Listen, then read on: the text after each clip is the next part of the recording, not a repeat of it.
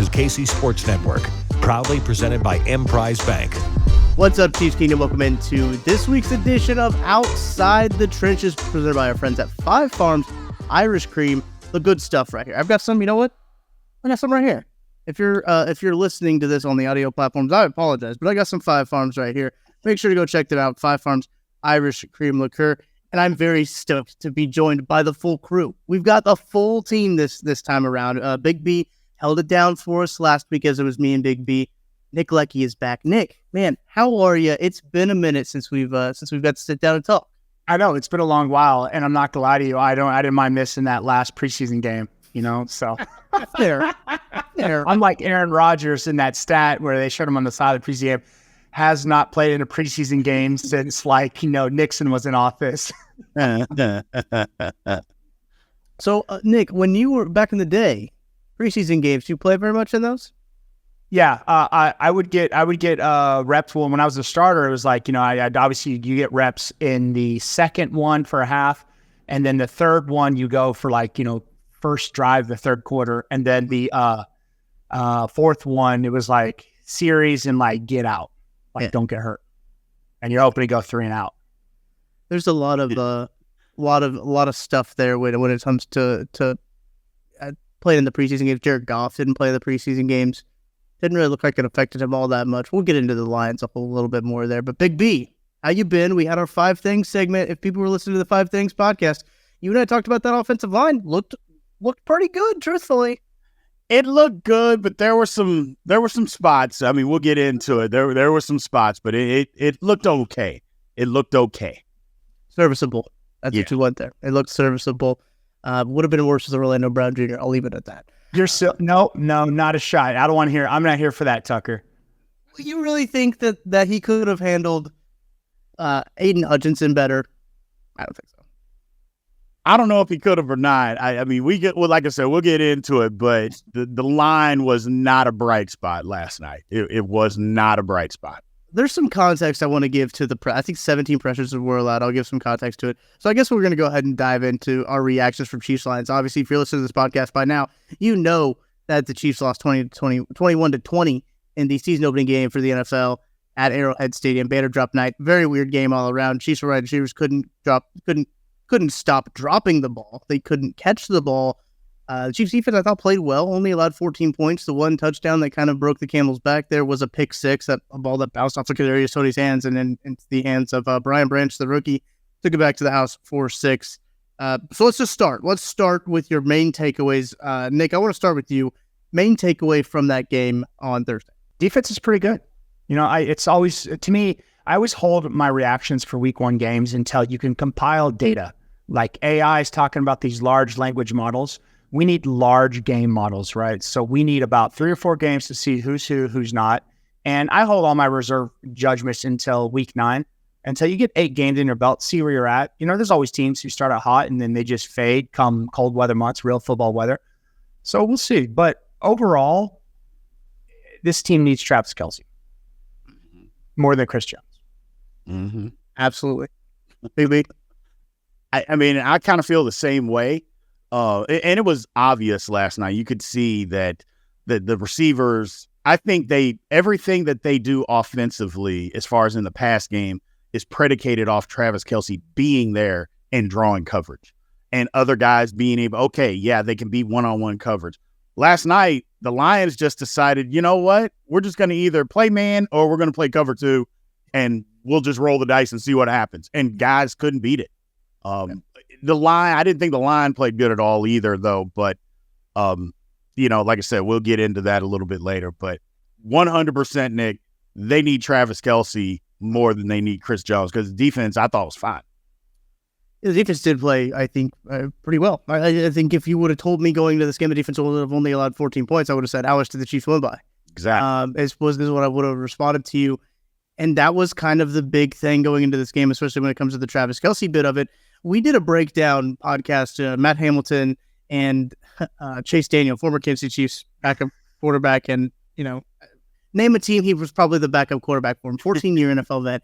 He was breaking down some film. And we did this before the injury news of Travis Kelce came out.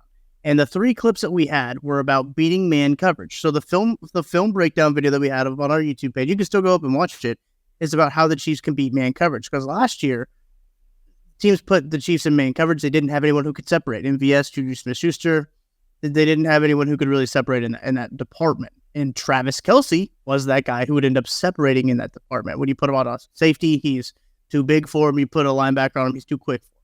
That's kind of the recipe right there. All but one of the clips that we broke down were Travis Kelce off of like rub routes, or Travis Kelce being able to get open and just kind of be Travis Kelce, basically. So when you start to look at the Chiefs offense, and we got done with that, the news broke, and Chase sent us a text and was like, great, all the clips that we just broke down were about Travis Kelce and how they could be man covered with Travis Kelce. So that was very apparent early on. I think they only played about 8% of their snaps, the Lions did, in man coverage, which is a little bit even more concerning, that even in zone coverage that the Chiefs wide receivers couldn't get open. But this is something that, even from the very beginning of the offseason, people were saying like, hey, maybe the Chiefs do need to grab another veteran guy to bring into this room who can separate, who can catch contested balls, because they didn't have that on Thursday. And I think that was kind of the most frustrating part. Because I'm gonna kind of segue this into the offensive line to have a conversation about the offensive line, because Patrick Mahomes had over 3.5 seconds to throw on average. So I don't think you can really complain about that. The pressures they gave up, I think they're 17 according to PFF. A lot of them came after 2.5 seconds. So that kind of attributes to, okay, these guys aren't getting separation. These guys aren't finding spaces in the zone to sit down to get open for Patrick Mahomes. So I don't want to fully put that on the offensive line of them not playing well. I think it's tough for those guys. Obviously, you have guys like Aiden Hutchinson in that defensive line, baby. We talked about in the 5 Things podcast. This defensive line was a step up from the competition they'd played in the preseason. It was a clear step up in competition. I think that I don't think that the offensive line, I'm not going to look back at this game and be like, that's the reason they didn't win this game, right? I'm not going to look back and say like, oh, if the offensive line would have played better, the Chiefs probably could have put up some more points. So I don't have any gripes with the offensive line. I know I can understand why someone would be upset, but with the situation, I think with the context of all of those, the situations going into it, I think that's kind of where I settle on the offensive line of it not being as bad of a performance as it might seem on the surface. I don't know. I mean, if you take Mahomes 6 rushes for 45 yards, which none of those were design run plays, they ran the ball for 17 carries for 45 yards, which is bad. Not good, not average. That's bad. So if you take that into account, the offensive line wasn't getting any push at the line of scrimmage any time that we were trying to run the football. Another thing to look at also is Mahomes moved around a lot. So I know that Pro Football Focus numbers and what they say. At the same time, if he's moving around, he's avoiding rushes. And there were plenty of times that he was moving around in that pocket, avoiding the rush, holding the ball. Now, he always does that. Don't get me wrong. And he does a great job, and guys were staying on. But there were plenty of times when there was pressure. I particularly thought Trey Smith struggled all night. I thought he had a bad night at right guard. That I don't know what the reasoning was, but he didn't have a great night. But at the same time, I'm not blaming the offensive line for this is why the Chiefs lost the football game. I think we know why the Chiefs lost the football game. But the offensive line didn't help. They just didn't help. To me, it looks like, too, I think Creed Humphrey, too, on the interior, I forget who it was, the defensive tackle for Detroit, but he was getting inside pressure on Creed and Trey. And it was just solo. It was solo, and it was disrupting Patrick a lot.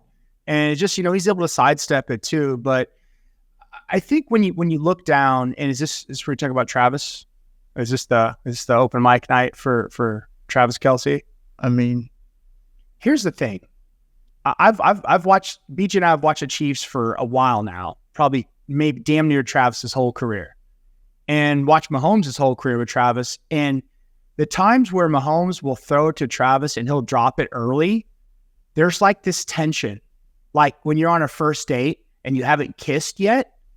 There's this tension, and until like Travis catches the ball, it's like that's the first kiss. And then once they do that, they're like, okay, God, we can breathe now. Everything's fine, back to normal. And then they never were able to break that tension, and that's why they only put up 21 points. Yep, that's a great point. Yeah, absolutely. I'm sure people are tired of hearing about this game, right? I'm sure they're ready to move on to Jacksonville. And sure, I know I'm already tired of hearing about this game. But we are going to kind of turn the page and look ahead to the rest of the NFL slate. I guess before we move on, I should ask you any final thoughts you want to get out about Chiefs versus Lions? I mean, it's one football game in a 17-game schedule. The Chiefs did not play well.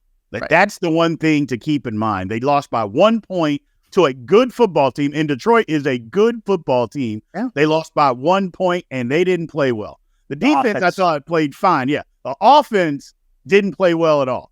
They're going to have to figure some things out. May have been nerves. You don't know. A lot of young receivers out there. But I think they'll get it together. I just don't think people should jump off the bridge, because of one football game. I know how fans can be sometimes. I go, just think about it and take a chill pill and relax, because they're going to be fine. They're going to be fine.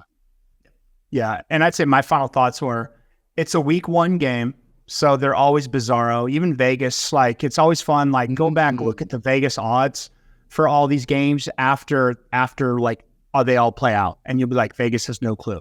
And so that tells you, when Vegas doesn't have a clue, no one's got a clue. And that's why week 1 is weird. It's weird to watch film because you're watching preseason film, or you're watching the D coordinator from the other team they were at to see the schemes that this person runs. Right. And it's an anomaly. And honestly, and Big B, you could probably verify this, I think Detroit's O-line is top 10. Oh, they're going to go to top 10. I think it's top 5. Yeah, top 5. Ragnow and Penei Sewell. Yeah. I love watching him play. It's him at right tackle. It's just silly. He's changing the game on techniques, and I'm like, that's how you need to teach technique, because he's a damn silverback gorilla. He is. He is, Nick. He's mean. He's nasty. He's athletic. He gets after it, and he lets you know about it. I love every second, every snap that he plays. Yeah, it's awesome. If you guys have time, go back and watch those combo blocks. There was one touchdown where they ran right behind his combo block where he came down, and it was like Coco the gorilla smashing into the D tackle and then just running up to the linebacker. I was so impressed. I was like, wow, just to have that much power. I know that PFF can be kind of a hot button place, a contentious site to site, I guess you could say. Source to site. The Detroit Lions had an 84.4 pass blocking grade and a 68.9 run blocking grade. Talking about the Kansas City Chiefs on the flip side, 75 on the pass blocking grade and a run blocking grade of 52. So obviously on the ground, as we pointed out, their running attack wasn't as good. So that's really what it comes down to is the trenches a lot of the times. And I was very impressed with Detroit. I think had tipped to Detroit. I think that deserves to be out there. They came in, they won that football game.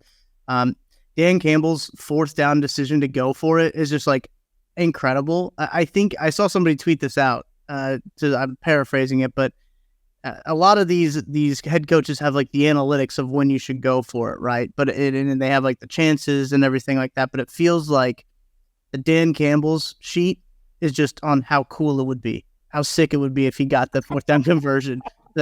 How badass though that would be if you got to put it. He did it in his own territory, a fake punt in his own territory to get it. And I even said before that happened, I was like, hey, watch a fake punt right here, because I wouldn't put it past Dan Campbell and those guys to get it done there. But when we get back from break, got to throw it a break. We're gonna kind of do what we've been doing recently on Wednesdays. I know this is a Sunday show, but we're going to get you caught up with some of the games that we are keeping an eye on, and a couple of games. We each bring in a game to the table. We're going to talk about it coming up right after this.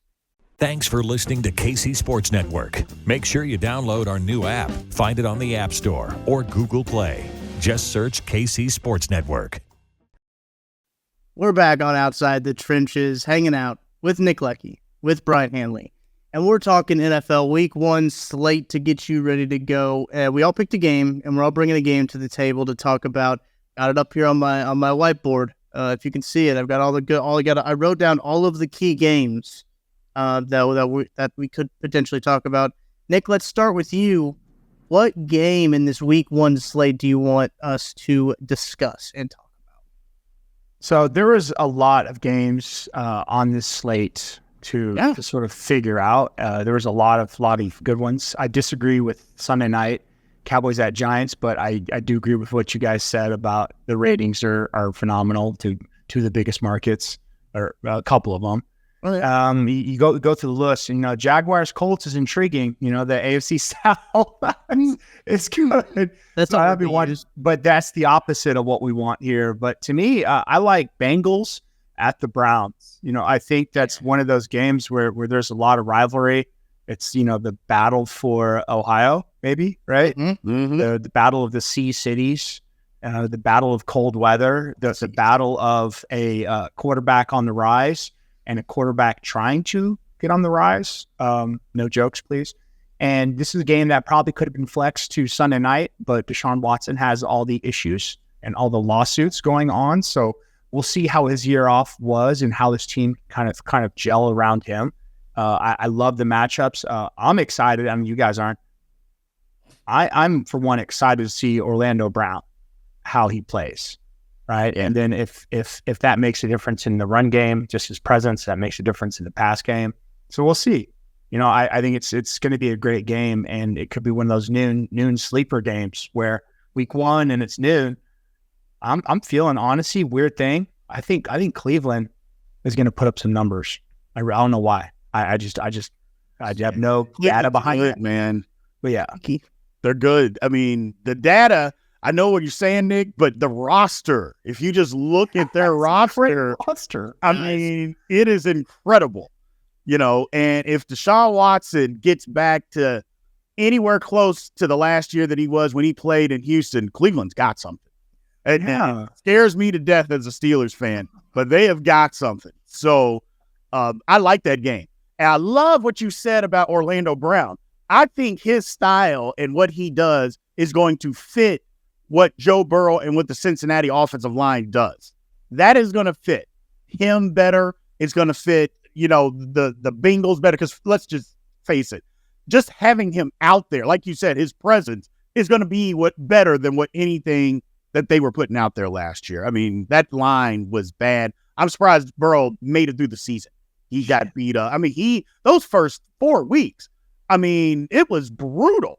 So to have Brown just out there, and have to have guys just run around him is going to be better than what they were doing. So I like the Bengals in the game, but I wouldn't be surprised at all if Cleveland wins that football game. No, I don't think so either. You look at that roster. I mean, Njoku, they must have Nick Chubb, obviously Deshaun Watson, as you guys have already mentioned. Like, if he gets to anywhere close to where he was, like he was debatable MVP a couple of years. Absolutely. And if he gets close to that, I think Cleveland is in a good spot. And I do want to talk about Orlando Brown, because I don't want you to think I'm just going to dump on Orlando Brown. I do think that he will have a good year in Cincinnati. I really do. I think Joe Burrow's style fits him as a offensive lineman a little bit better. I think Cincinnati's system might fit him as an offensive lineman a little bit better. So obviously those are all good things to talk about. The way that Joe Burrow, I think he was the fastest time in 2022. I believe it was 2.4 seconds from snap to release. That's going to help an offensive lineman a whole lot when it comes to pressure. Absolutely. So I think that just the way that offense works, the way that Joe Burrow operates as a guy who is a very poised pocket passer. I know a lot of people compare him to Tom Brady in that regard of his pocket presence, and kind of looks like it a little bit when he's moving around in the pocket. I know Chiefs fans probably don't want to hear that, but he's a pretty darn good quarterback. Now the highest paid quarterback, as that deal was announced at kickoff, which absolutely wild timing. They knew what they were doing. Yeah, they knew what they were doing. But again, a very interesting game, and I'm looking at the DraftKings line for it, because as we mentioned, two pretty close teams in the division will play each other twice. I think the Browns have really had their number recently too. That line is in 2 points in favor of the Bengals. So we got a home dog alert. We got a home dog, and in my rule, I always love a home dog. Absolutely. So, I'm going to take a home dog, and I like Cleveland. I really do. About 54% of the money, it looks like, is on Cincinnati. So it's a pretty even split in terms of what people like there. And a couple of stat nuggets here from DraftKings. Stat nuggets. That Nuggies. Also, did you see that Andy Reid commercial last night about word Nuggies? That's funny.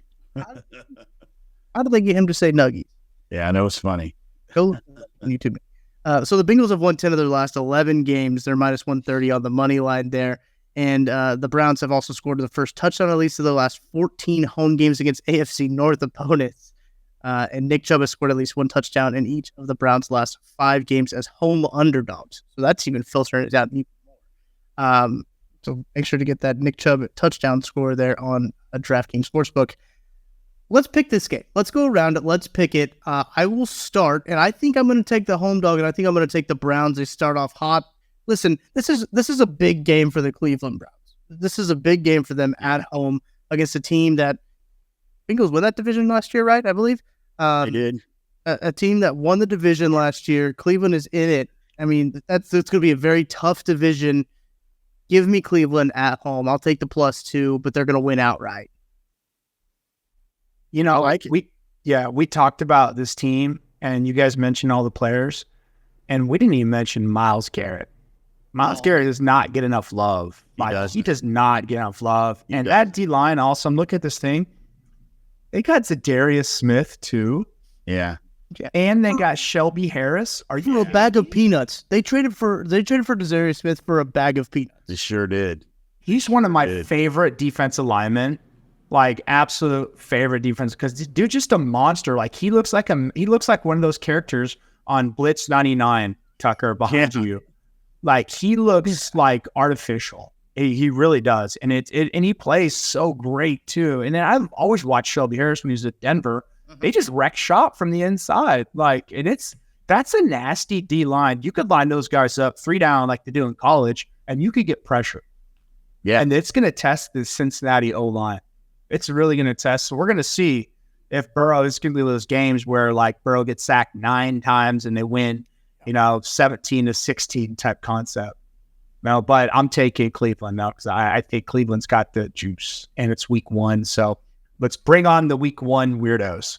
Big B. I mean, it's week 1, but I think just what you said, Nick, I think this is going to be a game where the Bengals give up a ton of sacks, but I think they still win. I'm not convinced that the secondary of Cleveland is going to be able to hold up against the wide receivers that the Bengals have. We've seen it time and time again. Burrow get beat to hell. And it doesn't matter. As long as he can get up, he gets up and he goes out and he completes the next pass. So I think that's going to be another thing that happens. I just trust Cincinnati. Now, the one thing that they underestimate the loss of Cincinnati is Cincinnati's defense was really good the last 2 years. Really, really good. They think it's all offense and all Burrow and Chase and Higgins. It's not. Their defense was outstanding. Well, they lost their safeties, and both of those guys were really good. Jesse Bates and Von Bell, very, very good. Very, very good. And they're both gone. So that'll be troubling for secondary, but also in run support against Nick Chubb. But if they can do anything to replace it, just get anybody out there that can come, not necessarily close, but can fill the bill a little bit, I feel better about it. I think the game will be close, but I still like the Bengals. Okay, I'm going to keep track of our picks here. So when we reconvene on Wednesday, we'll be able to talk about our picks a little bit. But all right, Big B, I think I can tell by your shirt what team and what game we are going to be talking about next. Look, I'm an unbiased supporter of the Pittsburgh Steelers. I have no bias. I have no liking to them at all. I mean, I've loved them for 47 years, but other than that, nothing. No loyalties to them. But I love this game, the Steelers and the 49ers. I think the Steelers, a lot of people are bad-mouthing the Steelers or discounting the Steelers because of how Kenny Pickett played the first 7 games or first 8 games of his rookie season. Well, why do you do that? Why would anybody do that? People act like you can't get better from your rookie year to your next year. It's like, nope, this is how you were as a rookie, and you're going to play that way forever. And I'm like, that's not how this thing works. First of all, I'm not sure that's how anything works, but that's definitely not how football works. You get better. You will get better, and he is going to be better. The Steelers roster is better. I like the game. I really, really like the game. I think it's going to be a way closer than what people think. I just have that feeling. You know, I love this Niners roster. Kind of. I kind of like it. Like it's, I mean, you got Javon Hargrave, you know, on and then playing defense, and obviously Christian McCaffrey at his home. But man, playing a game at 9 a.m. Pacific time is tough on the body. It's really tough, you know, to get up that. So I think it's one of those things where you got the battle of the two awful quarterbacks, young quarterbacks. They're not awful, but you're not going to break the bank to trade them. And it's you're playing in Pittsburgh, and you know, they're always known for great defense. Is my only question: is Cam Hayward playing? Yeah. Mm-hmm. Okay. Pittsburgh by 9. Nick's not gonna wait for the prediction segment. That's all I need to know. He said, "Is he healthy? Is he good to go? He'll be able to." All right, cool. That's man. He could wreck so much shop, you know. While Chris Jones is sitting out seasons, not compiling stats and tackles. You know, Cam Hayward's gonna be on a path, man. He's gonna be like, you know, I'm gonna take the All Pro, man. I want All Pro status. You know that's Cam Hayward has gotten better as he's gotten older, which is almost impossible at the D-line position. That's usually a position that once you lose it, I mean, once you hit a certain age, it goes downhill quickly. He's 34, and he's better than when he was 30. It's incredible how good this guy is, man. I'm just looking at this defensive line for the Steelers. Larry Ogunjobi, Martavius Adams, Cam Hayward, T.J. Watt, Keanu Bitten, a guy I really liked coming out, DeMarvin Leal, another guy I liked coming out, Isaiah Loudermilk, Marcus Golden, a Mizzou guy. I mean, you got so, like, their defensive line and the trenches. Well, listen, this is outside the trenches. We're going to talk about the trenches on this podcast, and their trenches are very solid. Yeah. And that's what I like about the Steelers. Obviously, they got the best safety, I think, in the game, and Micah Fitzpatrick. I mean, they've got dudes on that roster. And I'm Big B. I know you're a Steelers guy. I do think they're being slept on a little bit. And truthfully, coming out, I wasn't a huge Kenny Pickett guy. I really wasn't. I didn't see it. I know his hands were kind of small. The memes were too good to make fun of, like, his hands, right? So maybe I got a little swept up in the memes. But I do think that, you know, you got a dog there when it comes to George Pickens. Deontay Johnson as a guy. I mean, this roster, I think, is more respectable than people think. And I think a lot of people think that the Niners are going to go in there and just kind of roll over them, be an easy game. It's a cross-country flight. Like, that's not an easy thing to do. Nick, I think you bring up a good point. That's 9 a.m. Pacific when they're going to be kicking off this game. And while a lot of people might think the Niners might go in there and roll them, the folks at DraftKings Sportsbook do not think that. The Niners are favored by 2.5 points. Again, another home dog. You know my rule. Another home dog. But only 2.5. That spread, when I first saw it, kind of surprised me before we started digging into this game a little bit more. Nick, I assume you're rolling with the Pittsburgh pick. Yeah, I do. I think I'm going to be watching the whole time Trent Williams at left tackle for the Niners and see who he does. See how it goes. Yeah, I mean, listen, you're gonna have to fly in Friday, which is always fun. But I'm looking at Google right now. That's a 5-hour flight. Absolutely. That is a 5-hour flight. You're going to be like Russell Wilson doing wind sprints and high knees in the aisle, right? So keep it loose. Don't let that lactic acid build up in your body, you know, type concept. So yeah, but watch Trent Williams at left tackle. That'll be the highlight of this offense. We'll see if Brock Purdy can get it done. I'm feeling cynical. I don't know why. Maybe it's I'm in the Chiefs. I don't realize I'm a Chiefs fan, but Brock Purdy's got weapons, man. He's got weapons, but it's like, damn. I'm not sold on Brock Purdy either. I'll be with you, Nick. I'm not 100% sold on Brock Purdy.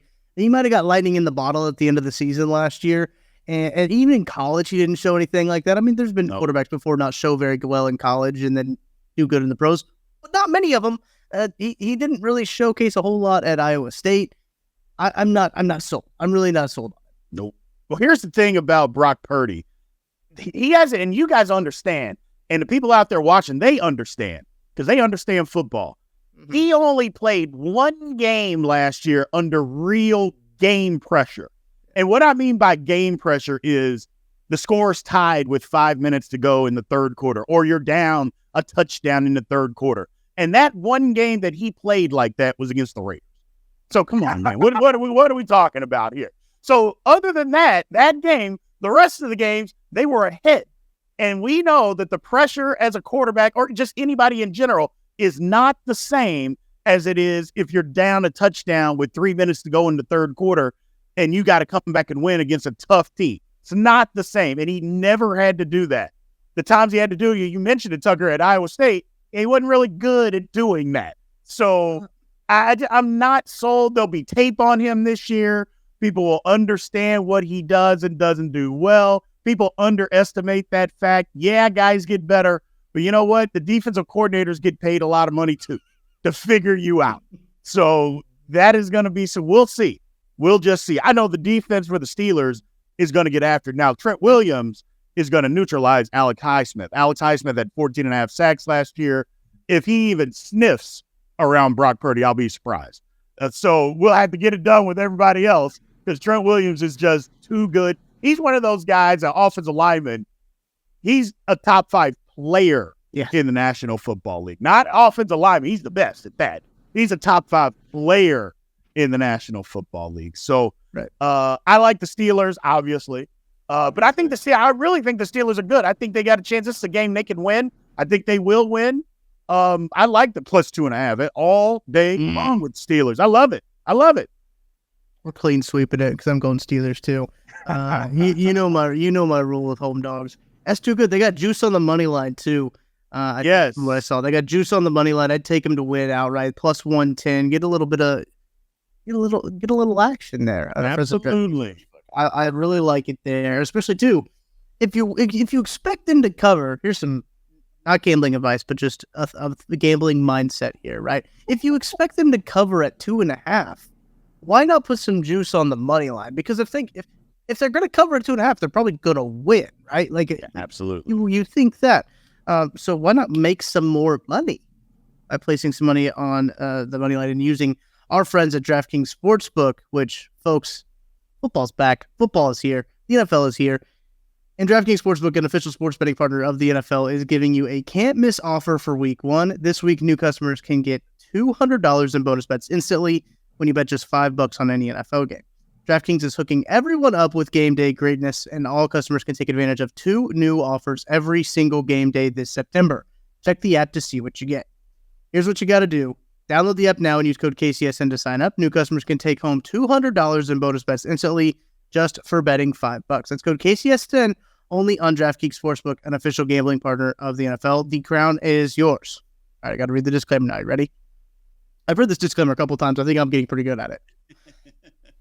Gambling problem? Call 1-800-GAMBLER or visit www.1800gambler.net. In New York, call 877-8-HOPE-NY or text HOPE-NY. In Connecticut, help is available for problem gambling. Call 888-789-7777 or visit ccpg.org.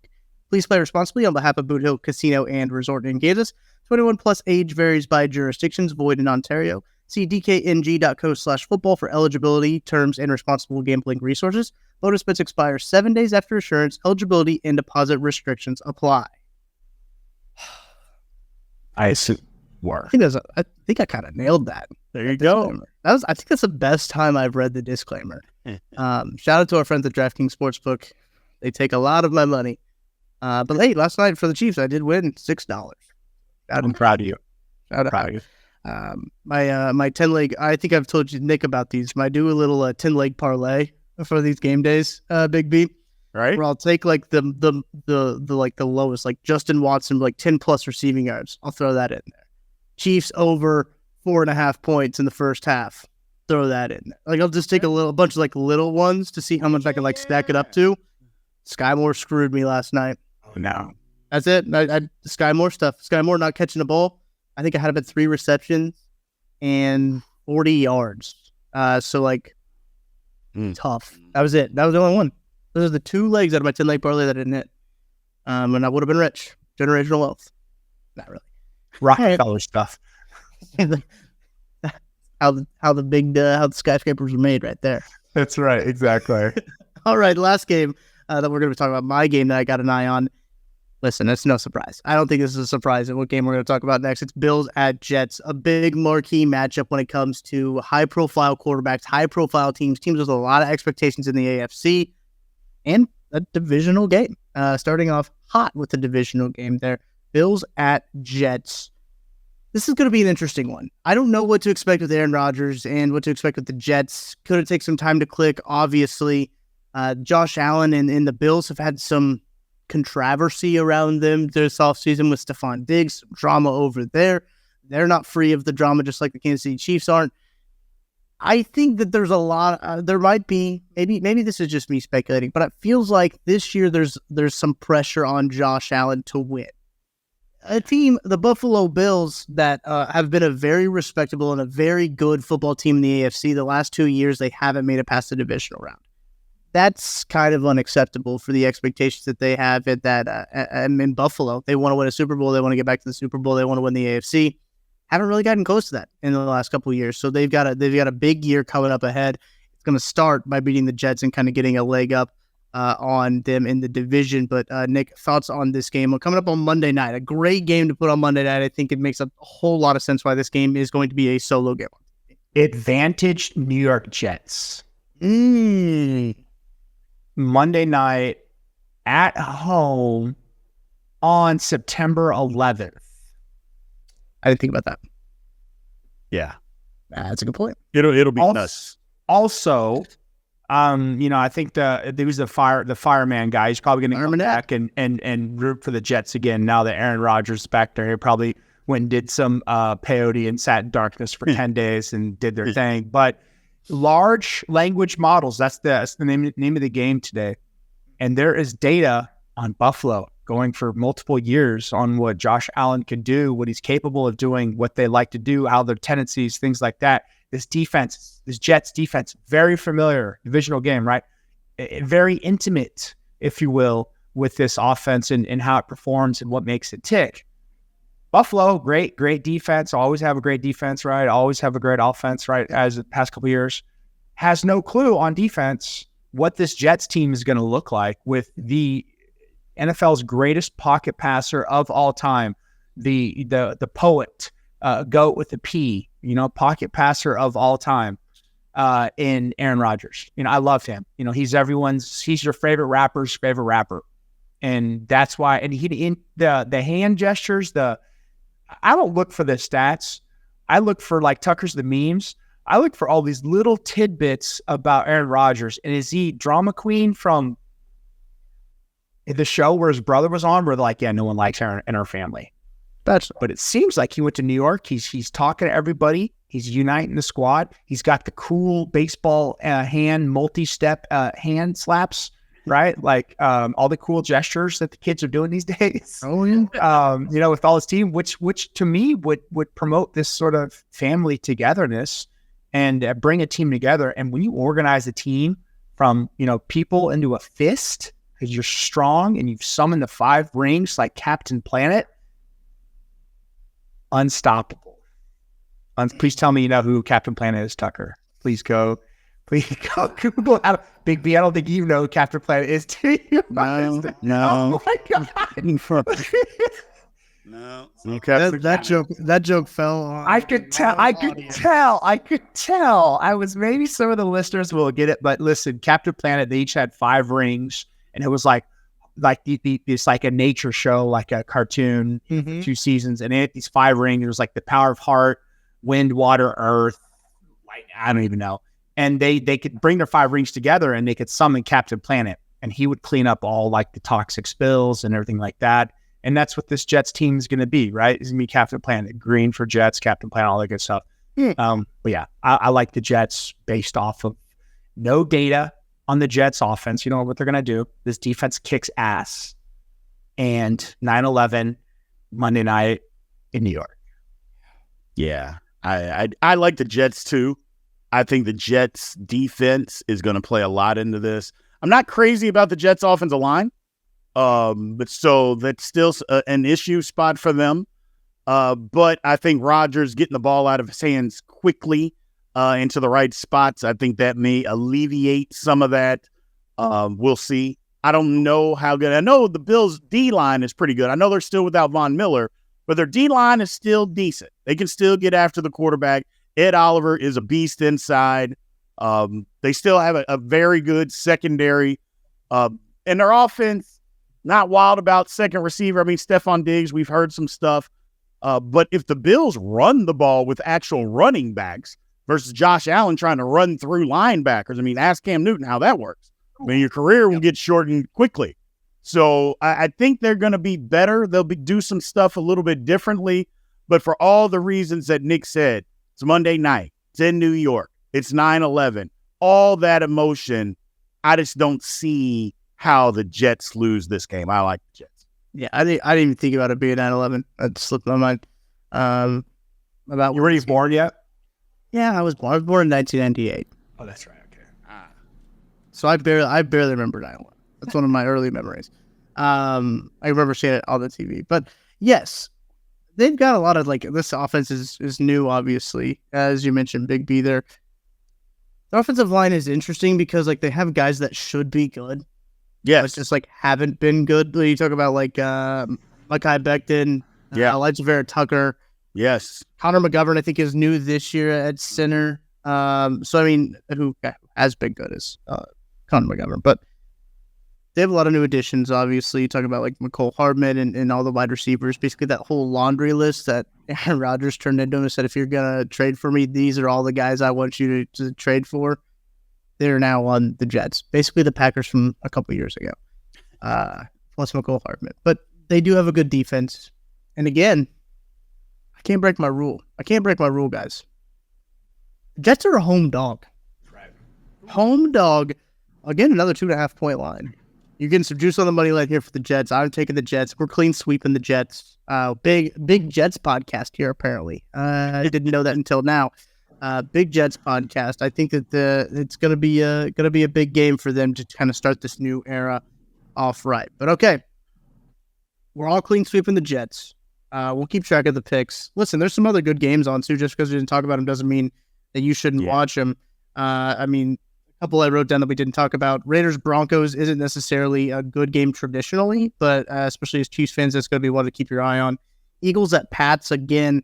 A game that I think could be a sneaky good one. Dolphins at Chargers, Packers at Bears, Cowboys at Giants. All games to keep your eye on. But those are the kind of, when we went to the list, those are the three games that we wanted to talk about. But okay, let's wrap up with Blind Nil. We can't end the show without doing Blind Nil. Nick, you haven't been on in a week, so I want you to start us with your Blind Nil if you got it. Did Detroit win or did Kansas City lose? That's a great question. I think Detroit won. Yes, there were things that the Chiefs did to help them, but I think Detroit won the football game. And it started with that going for it on fourth down, the fake punt, and what was it, on their 17-yard line or something like that? It's pretty Kept sick. the drive going. I mean, right then and there, they're like, we're going for it. We are going to win this football game. Even went for it again in the fourth quarter when they eventually didn't get it. They went for it again and just saying, hey, man, we're going to win the football game. And that's what I think why they won, is that they went and took the football game from the Chiefs. Again, the Chiefs helped. They absolutely helped them, but I think that the Lions went in and took the game away. They won the football game. Chiefs had plenty of opportunities to win that game. And the Chiefs really, for the most part, kept the Lions in that game to help them with the offense stuttering and everything. But Big B, I like what you said. Listen, I think the Lions are a good football team. I don't think the Chiefs got beat by a bad football team. I think that they're going, and a team that was predicted by a lot of people to win that division, which is a division that's been a little bit weaker than in years past, but a division that I think the Lions can realistically handle. And I think that they have a real shot to be a playoff team, a team that was improved a lot from last year. They came off a streak of wins. They've got a lot of momentum coming into the season. I like what you said, Big B, about their aggressiveness. You know that every time a team plays the Kansas City Chiefs, they've got to be aggressive because you want to limit the opportunities that Patrick Mahomes has with football. And they did that. They were aggressive on fourth down on their own 17-yard line. They ran a fake punt, and that was pretty sick. It was pretty cool. Dan Campbell did it, and I was like, golly, I like that guy. The Lions are a hard team to dislike, personally. From the Hard Knocks I guess it was just last year.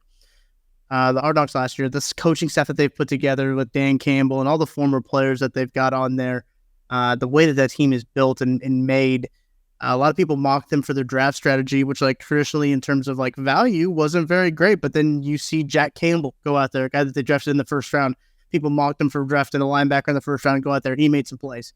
Jahmyr Gibbs, the guy who they mocked for taking in the first round, go out there and he made some plays.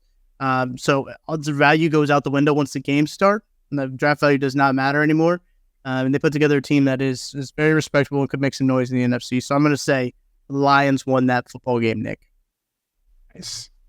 I think it's one of those things where I think the Lions were fortunate to win that game. I think you have no Travis Kelce for the Chiefs, and you still barely won by one. Granted, it's an away win, right? So you get props there. One of the toughest games to play because it's so damn loud. But to me, it's like you have Kadarius Toney. If he doesn't drop that ball in the fourth quarter, and he starts that drive going, he might have scored a touchdown on that one. Yeah, I haven't seen all 22 yet, but he might have scored a touchdown right there. And then we're talking game over. Then you trust Jared Goff to drive it down and get you a touchdown on this Chiefs defense when he's only put up 14 points the whole game. So to me, it was a good game, really good game. But the two offenses different than the Goff Mahomes 55-52 game years ago in Los Angeles. So to me, I think KC lost just because, they played like crap. They really played like crap and still almost won. And like I said, a few things happen, that drive gets going, it's lights out. It's lights out. Because I didn't see anything Detroit really did. That was just phenomenal. It was more like Kansas City shooting themselves in the foot. Yeah. One thing about it is, and I'm sorry, I didn't mean to interrupt, is that people were talking about how the offensive line, that they just ran it down the Chiefs' throat. And I'm like, yeah, you may need to go back and watch the football game. Yeah, they got those first downs at the end, and they had some runs when they needed it, but the Lions just didn't line up and run for 200 yards against the Chiefs. That didn't happen. So it wasn't that they're all – I know that that's what Chris Collinsworth kept saying, but I'm like, that's not what happened. They didn't just run over the Chiefs and win the football game. The Chiefs' run defense was fairly good. Now, it didn't stop them when they had to stop them. I get that part of it. But at the same time, they kind of, the defense played well. I know we've talked about it. And one last thing about the Lions, the thing that I respect about them most is when things were bad last year, they didn't just blow it all up and fire the entire coaching staff. What they did was say, you know what? It's not the coaching staff. It's not the schemes. It's the players. We got to get better players that fit what we're doing. They didn't just blow it up and fire everybody and this and that. They said no. And I think that's refreshing. And it's not that I'm not pro player, because trust me, I am about as pro player as it gets. But you know what? Sometimes it is the players. Sometimes it's the players. And you got to get guys in there that are going to fit what you're trying to do and just ride with it. Because it would have been easy for them to fire Aaron Glenn as the defensive coordinator and the whole defensive staff, because their defense was terrible. The first 10 games last year, they were awful. Well, 8 games. They were, awful. Yeah. But they didn't do that. And they stuck with it, and I respect them for that. A little bit, I believe the Chiefs were only allowing like 3 yards a carry. Yeah. And they didn't just run over them. Right. Before obviously those last later runs kind of skewed it a little bit. Yep. But before obviously you mentioned like they've got to stop them there, but the run defense wasn't bad. I think that was actually kind of impressive to not to have Chris Jones, to have your run defense look like that. It was kind of Chris Jones lost a little bit of leverage last night, maybe. Very interesting. But Big B, I want you to close us, so I'm going to go here. Okay. And some of my favorite bets at DraftKings Sportsbook. I don't know if you guys dabble a little bit. I don't think it's legal down in Texas quite yet. I know it's legal over in Kansas because that's where we are right here. But one of my favorite bets is anytime touchdown scores. Sometimes you can feel like you got a good shot. You always got a shot. Someone can always score a touchdown. So I'm saying anybody in the league Name your player, anyone in the league. Name it right now. Who do you think will score a touchdown on Sunday? Wait, what game? Anybody in the league? Anybody, any game. Just I want you to name a player. You say anytime touchdown, he's got him. Any game in the league, I don't care. I don't care what game it is. Anytime touchdown. Let me see here. Who to me would be the Trevor Lawrence is going to get a rush. Trevor Lawrence rushing touchdown. Everyone not to hit. No, I want Calvin Ridley. Calvin. Oh, I'll give you the odds on that one. I'll give you odds on that one. What's the odds on that one?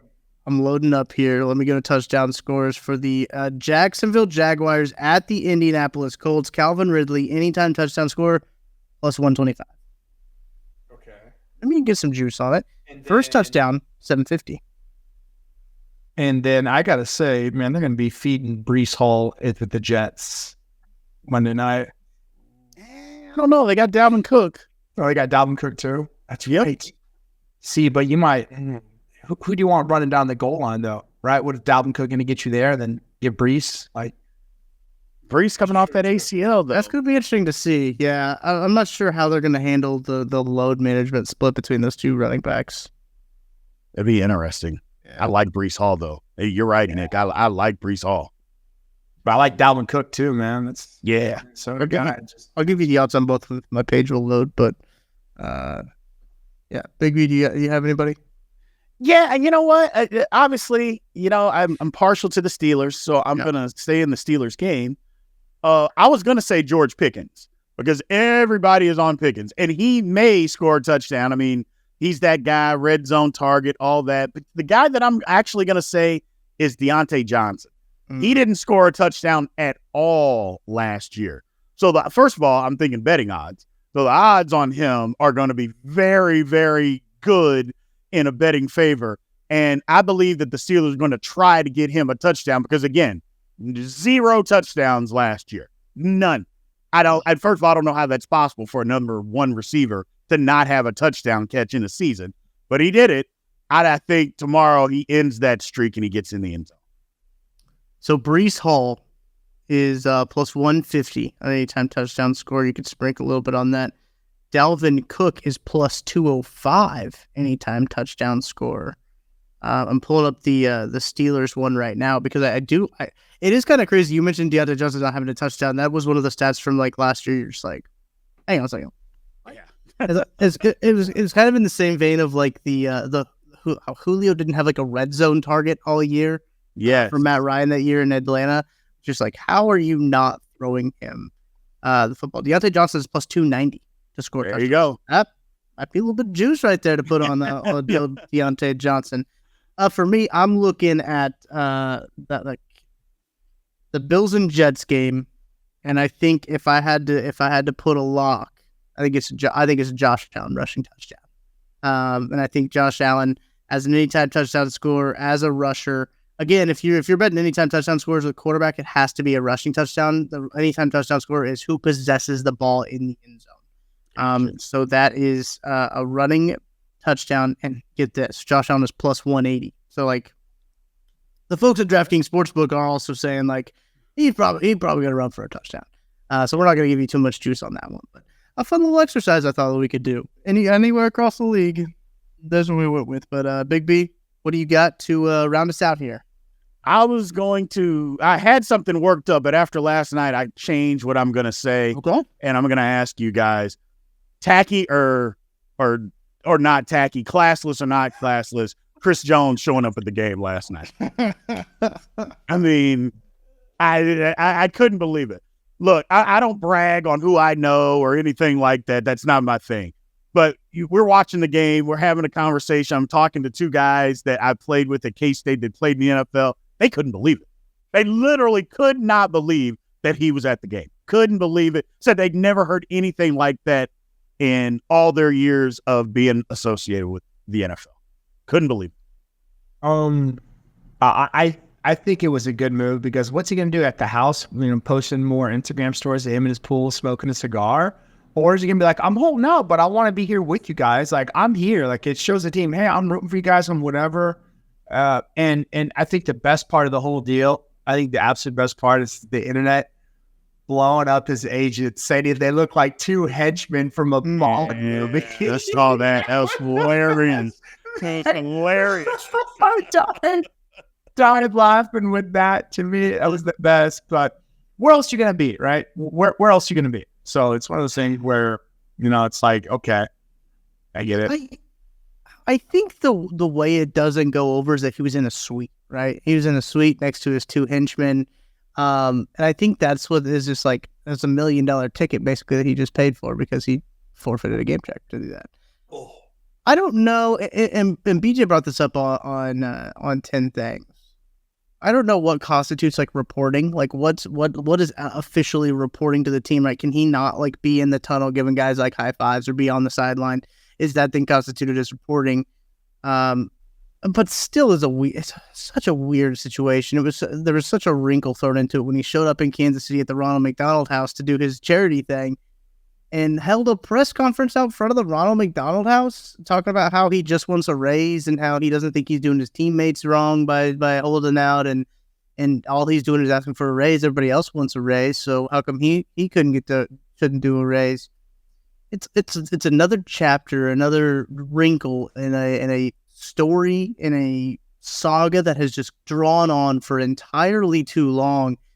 And I don't know. It was very weird. I don't know. I was just so taken aback by the fact at the picture of him, this giant man stuffed between two slick back Miami lawyers in a suite is just one of the visuals that I don't know if like we'll look back at that and be like, we were living in a simulation at that point in time. We were, that was a sign right there that this wasn't real, that this life wasn't real. But I don't know. Nick, you make a good point. He's posting pictures like you out there, shirtless, cigar at a pool. I mean, that's like right up your alley. He's jacking your flow bar for bar. Is what he's doing over there. Swagger jacket. It was very weird. Big B, to answer your question, I don't know. I feel like it would have been less weird if he wasn't there, right? I understand him wanting to be there and wanting to be around the team. He has made it very clear that he still wants to be with the team, which okay, report type of deal. But it's just been a very weird saga and situation. Yeah, I don't know. It's interesting to me. My thing, if you want to be there, it's like you said, report. I get why he's holding out.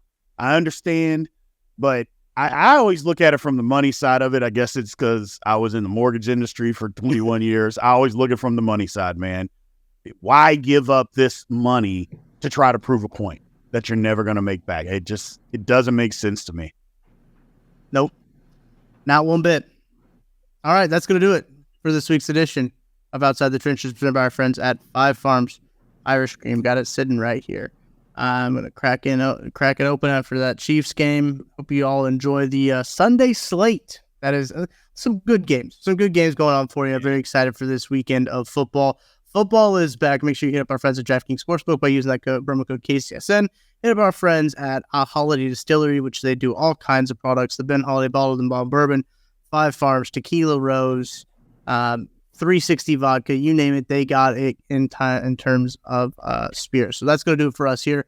For Nick Leckey and Brien Hanley, I am Tucker Franklin. We will be back and with you next Wednesday. We'll be going live. So if you are up late on Wednesday night at 9 p.m. Central Arrowhead time, come hang out with us. Come hang out with us as we go live. But you can always catch that podcast on the KCSN podcast platforms as well. So we'll be back next week. So until then, we'll talk to you later.